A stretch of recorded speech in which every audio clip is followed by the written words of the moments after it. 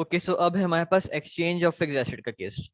Exchange of fixed asset का मतलब क्या था कि मैंने एक पुराना एसेट दिया और उसके अगेंस्ट नया एसेट लेकर आ गया। पुराना एसेट मैंने सेल नहीं किया, पुराना एसेट सेल करके पैसे लेके आता था, उसको मैं कहता डिस्पोजल ऑफ फिक्स्ड एसेट। अब मैंने पुराना एसेट देके नया एसेट लिया। जब भी मैं पुराने एसेट देके नया एसेट लेता हूँ तो मुझे साथ में कुछ पेमेंट भी करनी पड़ती है। केस किस तरह से बनता है कि सबसे पहले मैंने एक एसेट परचेज किया। फॉर एग्जाम्पल हमारे केस में हमने एक एसेट मशीन परचेज की 1,80,000 की, जिसका एक्यूमुलेटेड डेप्रिसिएशन था 160 का। अब इस मशीन को कुछ साल यूज करने के बाद मैंने सेल आउट कर दिया मार्केट में जाके, लेकिन सेल इस तरह से नहीं किया कि कैश लेके आता, उसकी जगह मैंने एसेट पुराना देके नया एसेट ले लिया। तो मैंने यहाँ पे लिखा न्यू मशीन।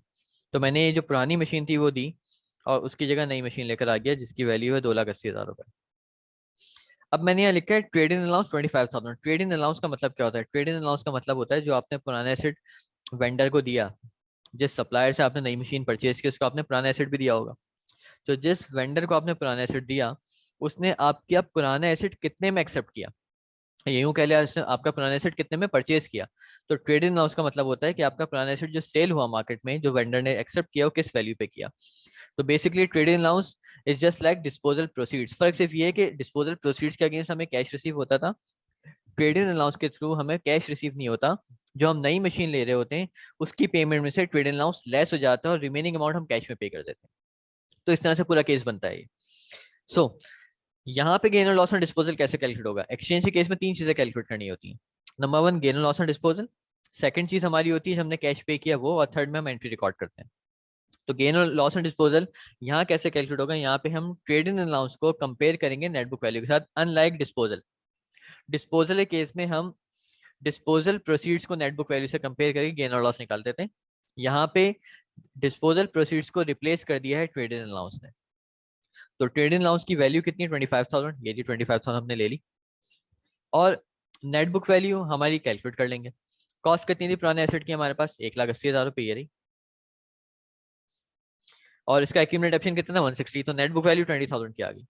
तो एक ऐसे एसेट जिसकी नेट बुक वैल्यू 20,000 की थी, मार्केट में हमने कितने का बेचा या कितने का दिया? 25,000 में। तो 5,000 रुपये का गेन आ गया, गेन ऑन एक्सचेंज।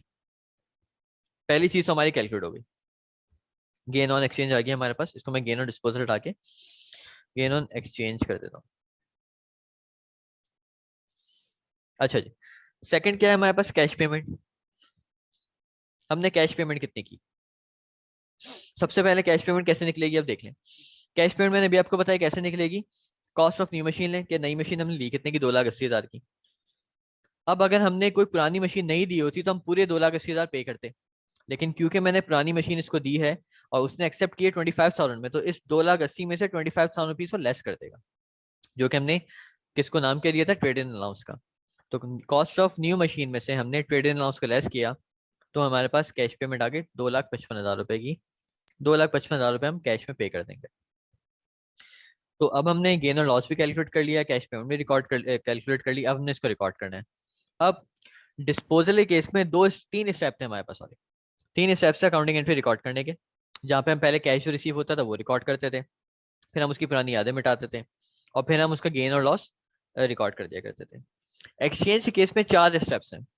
पहले स्टेप क्या है? पहले स्टेप ये है कि यहाँ पे कैश तो आ नहीं रहा हमारे पास, यहाँ पे हमारे पास एक नई मशीन आ रही। तो जो नई मशीन आ रही है उसको डेबिट करते हैं पहले। नई मशीन कितने की है? 2,80,000 की डेबिट हो गई, पहला स्टेप। दूसरा स्टेप सेम है, पुरानी यादें मिटाते हैं। पुरानी यादें क्या थी मशीन की? पुरानी वाली मशीन की एक्यूमुलेट डेप्रिसिएशन जो कि डेबिट हो गया, और पुरानी मशीन की जो कॉस्ट यहाँ पे मैं लिख देता हूँ ओल्ड, ताकि याद भी रहा आपको। ओल्ड मशीन जो थी मैंने क्रेडिट कर दी, जो भी उसकी कॉस्ट थी। पहले स्टेप हुआ नई मशीन रिकॉर्ड की, दूसरा स्टेप हुआ पुरानी मशीन को रिकॉग्नाइज किया, उसकी पुरानी यादें मिटाई। तीसरा स्टेप गेन और लॉस जो भी है रिकॉर्ड करते हैं। गेन हुआ था 5,000 का, तो गेन मैंने क्रेडिट कर दिया गेन ऑन एक्सचेंज के नाम से 5,000 रुपए। और चौथा स्टेप क्या है? जो भी आपने पेमेंट की है वो आप कैश क्रेडिट करके दिखाते हैं। तो आपने पेमेंट कितनी की? 2,55,000 रुपए की, जो आपने यहाँ पे कैलकुलेट की थी वो आपने क्रेडिट करके दिखा दी।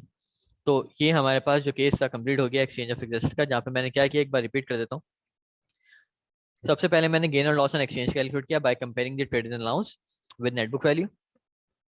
जब हमारे पास गेन और लॉस ऑन एक्सचेंज आ गया, फिर हमने कैश पेमेंट कैलकुलेट की कि हमने कैश कितना पे किया। वो कैसे कैलकुलेट किया? न्यू मशीन कॉस्ट में से ट्रेड इन लॉस माइनस कर दिया। तीसरी चीज क्या थी? अकाउंटिंग एंट्री रिकॉर्ड कर दी। अकाउंटिंग एंट्री रिकॉर्ड करने के चार स्टेप्स। न्यू मशीन रिकॉर्ड की, देन उसकी पुरानी यादें मिटाई, एक्यूमुलेटेड डेप्रिसिएशन और जो कॉस्ट थी वो हमने रिकॉग्नाइज कर दी। तीसरा स्टेप अकाउंटिंग एंट्री का, एक्सचेंज पे जो भी गेन या लॉस हुआ वो रिकॉर्ड किया। और चौथे स्टेप में हमने जो भी कैश पेमेंट की थी वो रिकॉर्ड कर दी। तो ये था एक्सचेंज ऑफ फिक्स्ड एसेट का case. Exchange of fixed asset की मैंने एक और एग्जांपल करानी है, वो नेक्स्ट वीडियो में आप देखिएगा उसमें डिफरेंस क्या है।